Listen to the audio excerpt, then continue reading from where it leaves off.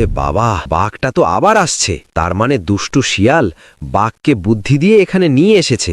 দাঁড়া দাঁড়া, এবার দুজনকেই মজা দেখাচ্ছি।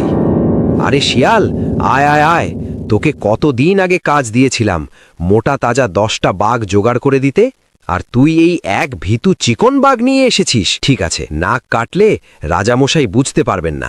আয় আয় দেখি। ওরে বাবা, দুষ্টু শেয়াল, তুই বুদ্ধি করে আমাকে মারতে নিয়ে এসেছিস।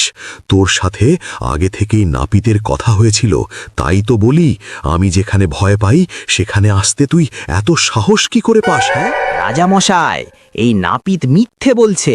চলুন তো নাপিতের ঘাটটা মোটকে দিই। হ্যাঁ, আমি তো মিথ্যে বলছি। ল্যাঞ্চটা শক্ত করে বেঁধেছিস তো? দেখিস দেখিস, বাঘটা যেন পালিয়ে যেতে না পারে। ওরে বাবা, আগে পালাই। আমি আজ এই জঙ্গল ছেড়ে পালিয়ে যাব, আর কখনো এই জঙ্গলে আসব না।